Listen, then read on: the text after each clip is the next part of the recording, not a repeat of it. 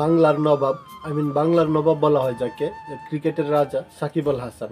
তো ফুটবলে যারা কিংবদন্তি আছে বা ফুটবলের মাধ্যমে বলা হয় যে মেসিকে ফুটবলের রাজা বলা হয়, বাট আমরা বাঙালিরা আমরা ক্রিকেটের রাজা বলতে সাকিব আল হাসানকে চিনি। হয়তো তার হ্যাটার্সও আছে বা লাভার্সও আছে। দেন সব কিছু মিলে সাকিব আল হাসান বাংলাদেশে একজনই, মানে সাকিব একজনই, আর দ্বিতীয় সাকিব আল হাসান আসবে না। মানে বাংলাদেশ ক্রিকেটে দ্বিতীয় সাকিব আল হাসান আসবে না। হয়তো সাকিবের মতো হতে পারবে কিন্তু সাকিব কখনো আসবে না।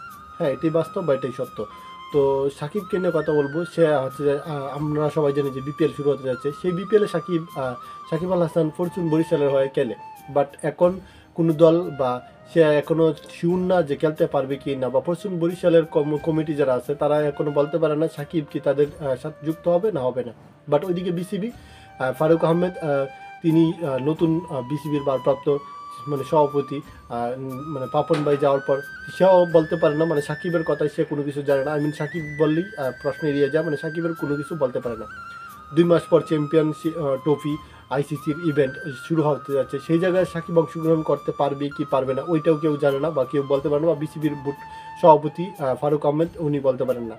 দেন ফরচুন বরিশালের হয় বিপিএল খেলানো বা বিপিএল মাতানোর কথা সাকিব আল হাসানের, বাট সেটাও হচ্ছে না, বা মানে কমিটি কর্তৃপক্ষ বলতে পারে না যে সে কি আদৌ খেলবে না খেলবে না। তো এই জায়গায় সাকিবের সমস্যাটা কোথায়? আমরা জানি যে কিছুদিন আগে সরকার পতন ঘটেছে, বাট সেই জায়গায় হচ্ছে কি সাকিবের দল ছিল, মানে দল ছিল সরকার, সে নির্বাচনে অংশগ্রহণ করেছিল, এমনকি জয়লাভ করেছিল, যার ফলে সে সরকার দলীয় লোক হয়ে গেছে।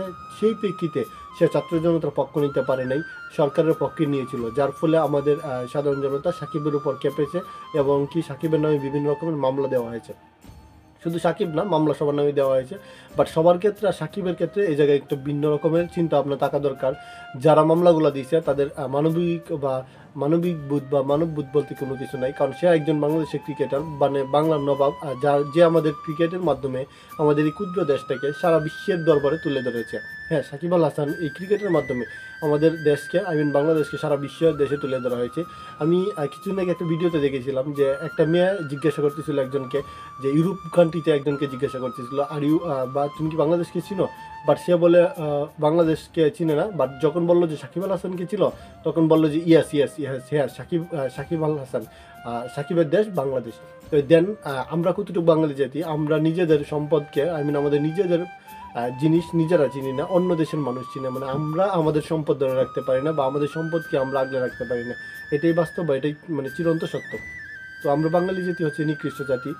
যে ভালো কিছু করে বা যে আমাদের জন্য ভালো কিছু দিয়ে যায় তাকে আমরা বাস দিই, এটাই হচ্ছে চরম বাস্তবতা। মানে ভালো কিছু করলে বাস খেতে হবে, এটাই বাস্তবতা। তার আবারও প্রমাণ সাকিব আল হাসান। সে বাংলা ক্রিকেটের জন্য কী না করছে, সে বাংলা ক্রিকেটটাকে কোথায় নিয়ে গেছে, একটা অনন্য পর্যায়ে নিয়ে গেছে। তো বাংলাদেশকে বিশ্ব দরবারে তুলে ধরেছে সাকিব আল হাসান ক্রিকেটের মাধ্যমে। দেন শুধু সে না, তার মাধ্যমে আরও অনেক প্লেয়াররা ছিল, বাট সে পরপর অলরাউন্ডার ছিল। দেন অলরাউন্ডার, সারা বিশ্বের র্যাঙ্কিংয়ে 1 নম্বর অলরাউন্ডার ছিল। সব কিছুর দিক থেকে সে অনেক রেকর্ড ভেঙেছে বা অনেক রানের মাইল ফলক হয়েছে, উইকেটের মাইল ফলক হয়েছে, বা ম্যাচেরও মাইল ফলক হয়েছে। সব কিছু মিলিয়ে সে হচ্ছে বাংলা নবাব বা বাংলার রাজা। ক্রিকেটের যদি কোনো আবেগ থাকে বা কোনো ভালোবাসা যদি থেকে থাকে, আপনি যদি প্রকৃতপক্ষে ক্রিকেট বুঝে থাকেন, তাহলে অবশ্যই সাকিব আল হাসানকে আপনার ভালো লাগবে, বা সাকিব আল হাসানের খেলা আপনি কখনো বলতে পারবেন না। কত কত ইতিহাস বা কত কত মুভমেন্ট আছে সাকিব আল হাসানের, যে ম্যাচকে জিতিয়েছে বা দেশকে অনন্য উচ্চতায় নিয়ে গেছে।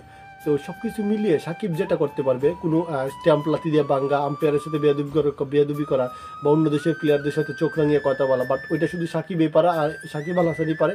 আর এই সাকিব আল হাসান বাংলাদেশে আর আসবে না, আর দ্বিতীয়ত জন্ম হবে না। তো আমরা আমাদের রত্নকে যত্ন করে রাখতে পারি না, এটা হচ্ছে আমাদের ব্যর্থতা। আমরা যেটা করি সবসময় নিজেদের বাসটা নিজেরাই দিই, যে উপকার করে তাকেই আমরা বাস দিই। তো দল ক্ষমতা নেই, ওইটা কোনো বিষয় না। বাট সাকিব আল হাসান সে তো বাংলাদেশের ক্রিকেটের একটা ব্যক্তি ছিল, বা ক্রিকেট পর্ণাঙ্গনে সে আমাদেরকে উচ্চতার নিয়ে গেছিলো বা উচ্চ শিকারে নিয়ে গেছিলো, ক্রিকেটটাকে আমাদের একটা অনন্য পর্যায়ে নিয়ে গেছিলো। সেই কিনা সাকিবকে আমরা বিভিন্ন রকমের মামলা দিয়ে বা দেশ থেকে প্রতারিত করেছি, এখন সে দেশে আসতে পারে না, ক্রিকেটের সাথে সংযুক্ত হতে পারে না। তো ওইটা নিয়ে কথা বলবো না।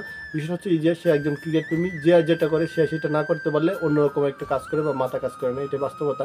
তো ক্রিকেটের সাথে যুক্ত হওয়া সাকিব এখন ক্রিকেট ছাড়া থাকতেছে, ওইটা তার ব্যর্থতা। তো বাংলাদেশের জন্য আবারও সেই ভালোবাসা রয়েছে তার, বা মানে তার যে দেশ, সেই দেশের প্রতি অবশ্যই ভালোবাসা থাকবে। তো দেখা হচ্ছে নতুন একটা ভিডিওতে। এ পর্যন্ত ভালো থাকবেন, সুস্থ থাকবেন, ধন্যবাদ।